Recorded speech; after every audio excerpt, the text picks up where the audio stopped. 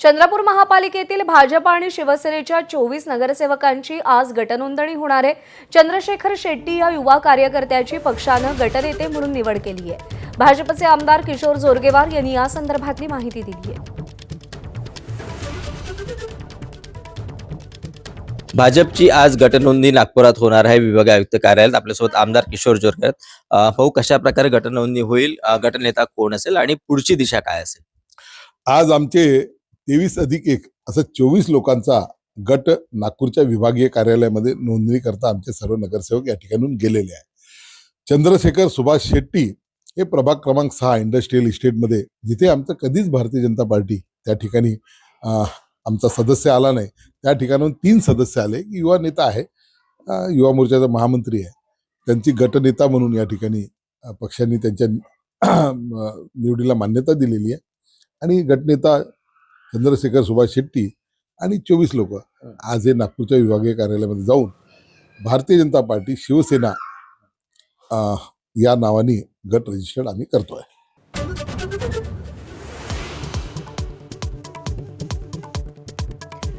मुंबईत मनसे भाजपला पाठिंबा देणार नाही, राज ठाकरेंचं स्पष्टीकरण। तर पराभवावर मनसेचं विचारमंथन।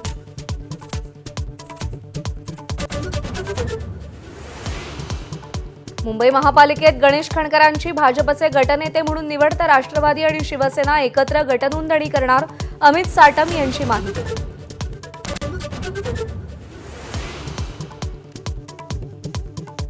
विजय वडेट्टीवार आणि प्रतिभा धानोरकर यांच्यातील वादावर उद्या दिल्लीत चर्चा होणार। काँग्रेस नेते के.सी. वेणुगोपाल यांच्या उपस्थितीत बैठक। दोन्ही नेत्यांमधील वाद आणि सत्ता स्थापनेवर होणारा परिणाम यावर चर्चा होणार।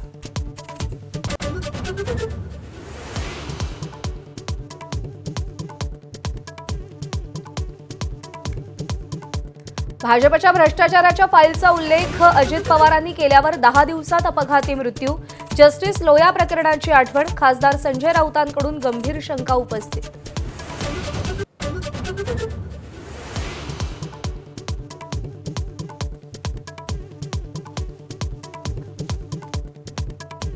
सुनेत्रा पवारांची राष्ट्रीय अध्यक्ष म्हणून निवड करा, राष्ट्रवादी पक्षातील प्रमुख पदाधिकाऱ्यांची प्रफुल्ल पटेल, सुनील तटकरे यांच्याकडे मागणी।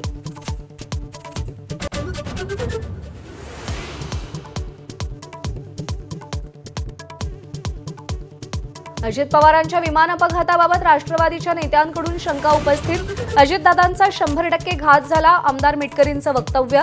तर घात की अपघात याची चौकशी करा, रुपाली ठोंबरे पाटलांची मागणी। राष्ट्रवादीच्या विलिनीकरणाचे टप्पे लवकरच उलगडणार, 9 फेब्रुवारीनंतर पत्रकार परिषद घेत रोहित पवार इनसाइड स्टोरी सांगणार, माझाला पवारांच्या राष्ट्रवादीतल्या सूत्रांची माहिती।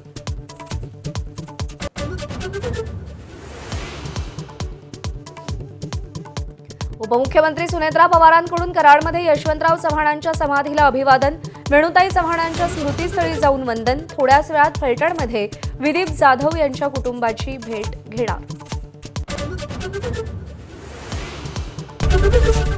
एबीपी माझा, उघडा डोळे बघा नीट।